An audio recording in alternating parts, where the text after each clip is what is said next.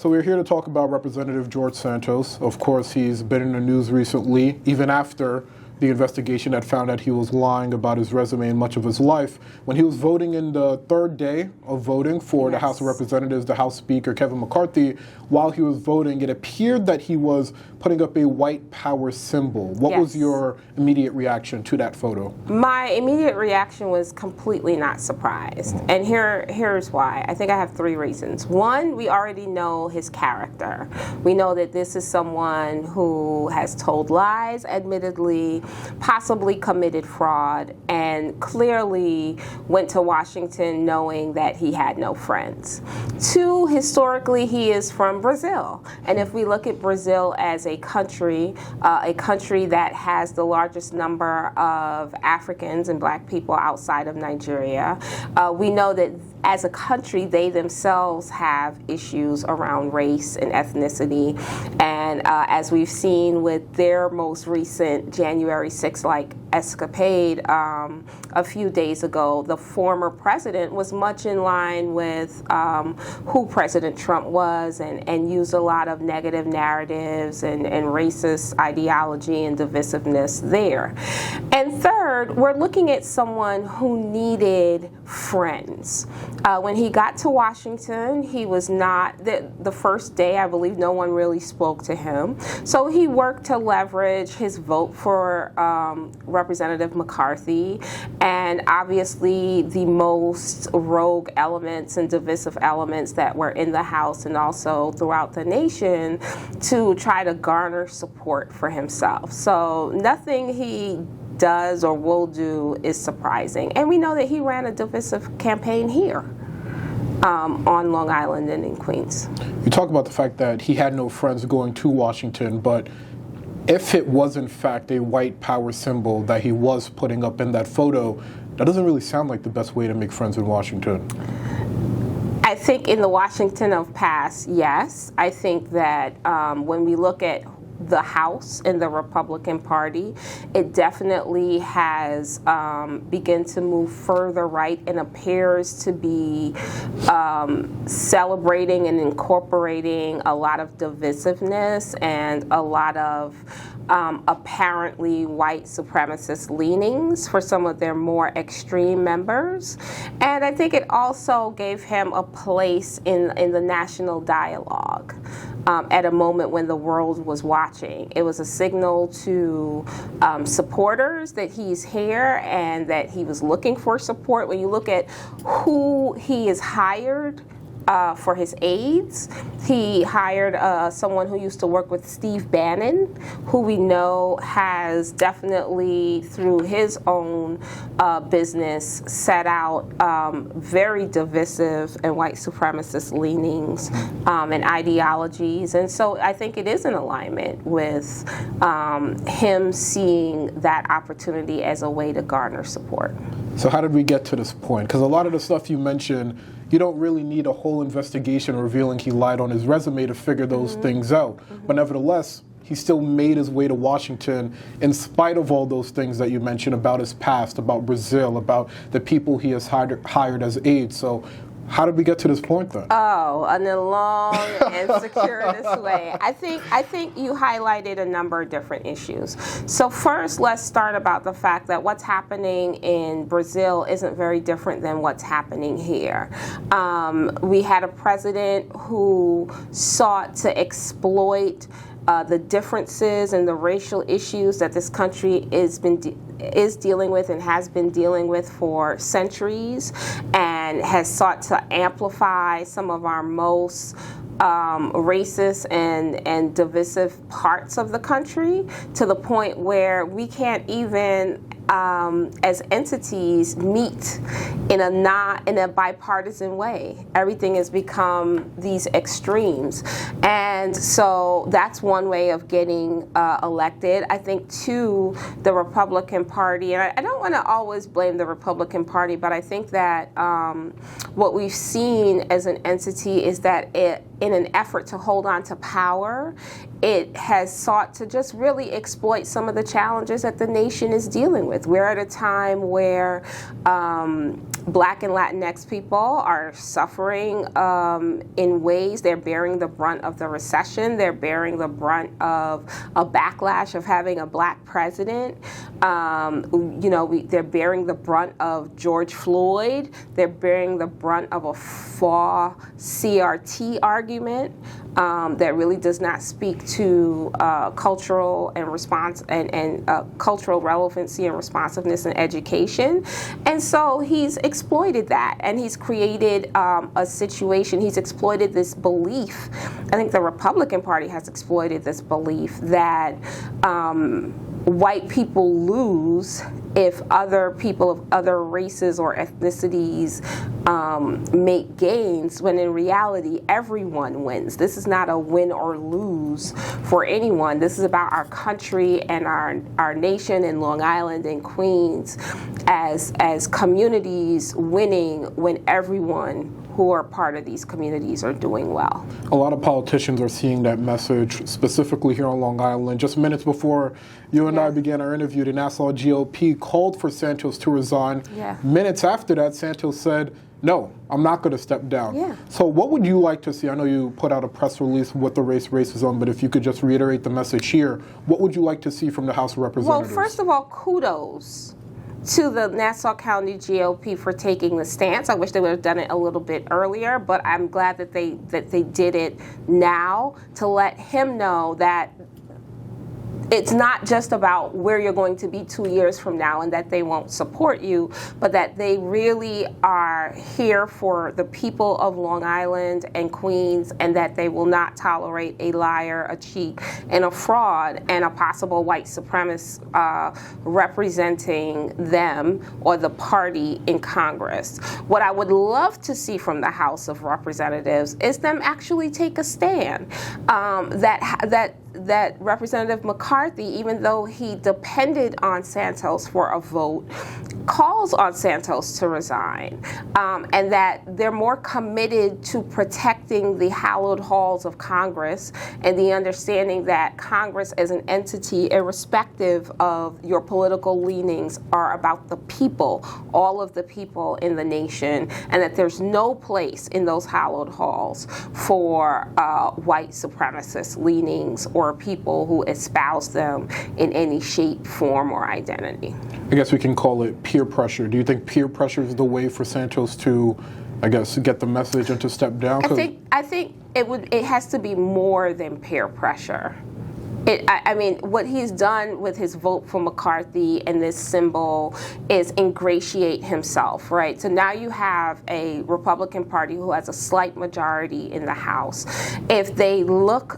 If Santos resigns, they will have even less of a majority. But at this point, this is not about power. This is about what's right. And I think it's time for the House Republican leaders to do what's right and say to Santos, you must resign. We will not give you any committee assignments. We will not caucus with you. You are not welcomed here.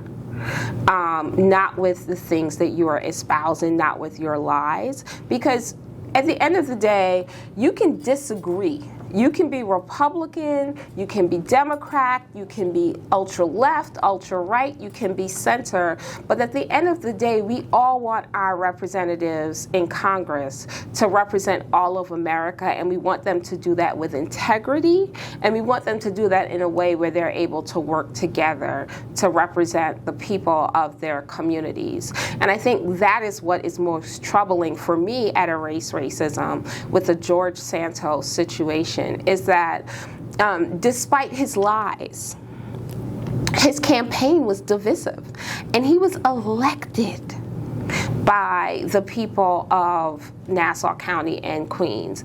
And my concern is that he is more, that the divisiveness he brings, and he was elected on, is representative of what our constituents feel.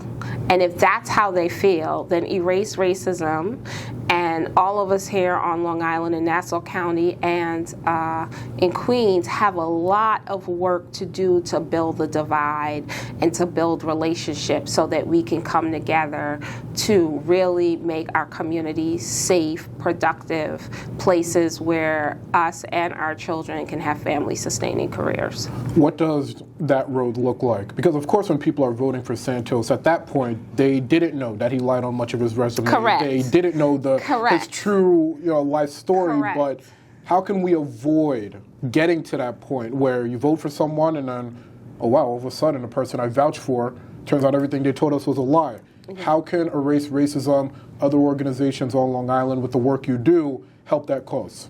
I think one of the things that's really important for Erase Racism and other organizations is to think about civic education and to really begin to work with our young people and our constituents and our stakeholders around our community members around how do you select a candidate? Right? How do you select a candidate that is representative of what you believe, and what are the things you have to be mindful of in terms of how candidates are presented that you have to interrogate a little more and not just take on face value because of a soundbite? I think the other thing we have to do is to really ask ourselves what are we trying to create? What is the Long Island and the Queens that we're trying to create? Do we want a place where people feel welcomed, irrespective of their race and ethnicity and gender and sexual identity? Or do we want to maintain spaces where you must be a white man, cisgendered, to enjoy the benefits? And I think most people on Long Island and in Queens will say, we want a place where everyone is welcomed. We want it to be safe. We want to be able to be here for generations. We want to be economically sound, and we want to be able to have family-sustaining careers. And unfortunately, Santos might have presented himself as being able to do that. But what we know for a fact is that he cannot, because he couldn't even do it for his own self. Is there a road back for Santos? No. So if he were to resign right now, there's nothing you think he can do to mend the lies and what possibly could be a white power symbol that he displayed? No, unless he's willing to participate in training, which Erase Racism can offer for him, unless he is willing to have his actions meet his words. And the fact that he's ignoring the call of his local parties and of constituents to resign shows you that this really isn't even about them, that this is about his own ego, that this is about his access to power. And so with someone like that, it would take an extremely long time and, I think, evidence for me to say a road back. The question is there a road back for the district he represents to be able to think critically and about who they want to represent them and the type of community they want to have? When the investigation was released, showing that Santos lied on much of his resume, lied about much of his life, he did go on multiple outlets and apologized and sincerely took responsibility for his actions. Did that mean anything to you at all? I think sincerely is subjective. I misspoke. But he did apologize on multiple outlets. He took responsibility for what he did. I think he absolutely did. I don't think he was honest. I mean, when he used something like, well, I used the word Jewish, and then he said something to the effect of, well, I may not have worked for those companies, but I worked with those companies. He was still trying to find a way to explain why he included things on his resume that was patently untrue. I mean, this wasn't just like arbitrary exaggeration of I was here. He fabricated education. He fabricated jobs. He fabricated even the places where he lived. I mean, and then we have to think about the financial implications of that in terms of the reporting for the campaign spending, right? And we don't know that he actually committed crimes, but I think the most important crime he committed was violating the trust that the people who voted for him put in him, because they took what he was saying. They took him at his word. And so I didn't see any integrity or taking responsibility or sincere, in my opinion, apology from him about these actions that he's taken. And the thing we also have to do is strengthen the laws, right? He was able to do this because there are really no laws that penalize you for lying on your resume. They would have to find, I guess, some level of obvious fraud, but basically, based on my limited knowledge, unless they're able to maybe find something having to do with finances, there's not really a way to recall this person. And I think you begin to get into a slippery slope sometimes around what it takes for a recall, what it takes for a resignation. You know, the questions I have is, if he doesn't resign, can the constituents ask for a recall and ask for a new election? Right? Can the GOP, the local GOP, put up another candidate? Like, there are a number of different scenarios that we have to ask ourselves. But right now, it seems that the way he has thoughtfully executed his fallacies and things of that nature, he has found the spaces in the law where it will be challenging for him, for him to be recalled, or for the voters to have any way of not having him represent them. Is there anything else you'd like to add about Santos, about where we may go from here? And by the way, you sincerely believe that it was a white power symbol? Absolutely. Okay. Absolutely. Understood. Absolutely. You cannot convince me that it was not. It was deliberate. It was a very awkward way if it wasn't to do. It made no sense, other than that this is the symbol that he was putting out there to signal a level of support, to get a level of support, and to ingratiate himself with people. The most important thing, I think, that comes out of this, outside of voters being able to think about who they're electing and the ability to recall people that may have fraudulently represented themselves, is that it also asks us, the voters of Nassau County and Queens, on Long Island, and across New York State and across the nation, what is it that we really want? Who are the people that we're looking to elect? And are people like Santos that are being elected truly representative of what we want this country to look like? Are we willing to send people who are divisive, racist, and really have no concern for people to represent us in Congress and make important decisions about not only their district, but the rest of the nation? And I think most Americans will say, that's not us. And so we need to get back to the point where we, as voters, as the electorate, as a nation, start thinking about how we come together to ensure all of us can have the life we want and can have access, equitable access to family-sustaining careers and a safe place to live and affordable housing in a way that doesn't mean that everyone has to lose or any of us have to lose. I don't think those things are separate from each other. Well, thank you so much for taking the time. I appreciate it. Thank you, Yaw, for having me. And hopefully George Santos will do all of us a favor, including himself, and resign. I doubt it very much, but it'll be interesting to see how this plays out over the course of the next few days.